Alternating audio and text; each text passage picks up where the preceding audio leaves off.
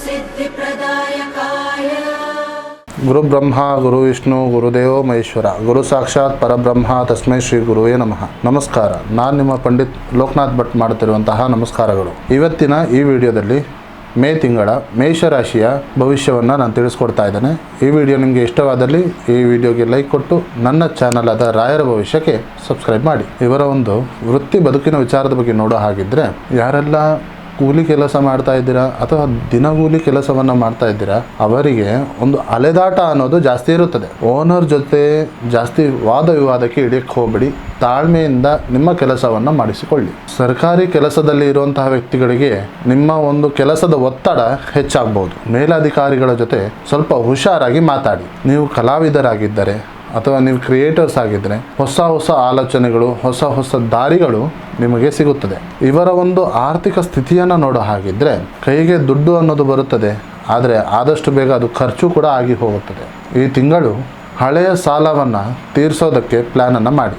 ಮನೆಯ ಒಂದು ಹೊಸ ಕಾರ್ಯಕ್ರಮಗಳಾಗುವುದರಿಂದ ಹಣ ಬೇಗ ಖರ್ಚಾಗುವಂಥ ಸಾಧ್ಯತೆ ಇದೆ. ಇನ್ನು ವ್ಯವಹಾರದ ಬಗ್ಗೆ ನೋಡೋ ಹಾಗಿದ್ದರೆ, ಸಣ್ಣ ಪುಟ್ಟ ಬಿಸ್ನೆಸ್ ಮಾಡೋರಿಗೆ ಈ ತಿಂಗಳು ಪರವಾಗಿಲ್ಲ ಅಂತ ಹೇಳ್ಬೋದು. ಗ್ರಾಹಕರ ಜೊತೆ ಒಳ್ಳೊಳ್ಳೆ ಸಂಬಂಧವನ್ನು ಇಟ್ಟುಕೊಳ್ಳಿ. ನಿಮ್ಮ ಬಿಸ್ನೆಸ್ಸಲ್ಲಿ ಹೊಸ ಒಂದು ವಿಚಾರವನ್ನು ಹಾಕಬೇಕು ಅಂತ ಹೇಳಿದ್ರೆ ಇದು ಉತ್ತಮವಾದ ಸಮಯ. ಬೇರೆಯವರ ಮಾತನ್ನು ಕೇಳಿ ದೊಡ್ಡ ಮಟ್ಟದ ಒಂದು ಹೂಡಿಕೆಯನ್ನು ಮಾಡಲಿಕ್ಕೆ ಹೋಗಬೇಡಿ. ಇನ್ನು ಪ್ರೀತಿ ಹಾಗೂ ಕುಟುಂಬದ ವಿಚಾರದ ಬಗ್ಗೆ ನೋಡೋ ಹಾಗಿದ್ರೆ, ಮನೆಯಲ್ಲಿ ತಂದೆ ತಾಯಿಯ ಆರೋಗ್ಯ ಏರುಪೇರು ಆಗುವಂಥ ಸಾಧ್ಯತೆ ಇದೆ. ಅವರ ಕಡೆ ಗಮನ ಕೊಡಿ. ಮನೆಯಲ್ಲಿ ಸಣ್ಣ ಪುಟ್ಟ ಜಗಳ ಆದರೂ ಸಹ ಅದು ಕಾಲಕ್ರಮೇಣ ಸರಿ ಹೋಗುತ್ತದೆ. ಇನ್ನು ಪ್ರೀತಿ ಪ್ರೇಮ ಮಾಡುವಂತಹ ವ್ಯಕ್ತಿಗಳಿಗೆ ಇದು ಒಂದು ಕಷ್ಟದ ಸಮಯ ಅಂತ ಹೇಳ್ಬೋದು. ಸಣ್ಣ ಸಣ್ಣ ವಿಚಾರಕ್ಕೆ ಕಿತ್ತಾಡಲಿಕ್ಕೆ ಹೋಗಬೇಡಿ. ನೆಮ್ಮದಿಯಾಗಿ ಇರಿ. ಗಂಡ ಹೆಂಡತಿಯ ಜೊತೆ ಹೊಂದಾಣಿಕೆ ಸರಿ ಇರುತ್ತದೆ ಹಾಗೂ ಗಂಡ ಹೆಂಡತಿಯ ಒಂದು ಪ್ರವಾಸ ಅನ್ನೋದು ಮಾಡುವಂತಹ ಸಾಧ್ಯತೆ ಇದೆ. ಇನ್ನು ಆರೋಗ್ಯದ ವಿಚಾರದ ಬಗ್ಗೆ ನೋಡೋ ಹಾಗಿದ್ರೆ, ಬಿಸಿಲಲ್ಲಿ ತಿರುಗಾಡೋದ್ರಿಂದ ಆಯಾಸ ಸುಸ್ತು ಅನ್ನೋದಾಗುತ್ತದೆ ಹಾಗೂ ಅತಿಯಾದ ನೀರಿನ ಸೇವನೆ ಉತ್ತಮ. ಮನಸ್ಸಲ್ಲಿ ಏನಾದರೂ ಒತ್ತಡ ಇದ್ದರೆ ವಾಕಿಂಗ್ ಅನ್ನೋದು ಮಾಡಿ ಹಾಗೂ ದೇವಸ್ಥಾನಗಳಿಗೆ ಭೇಟಿ ನೀಡಿ.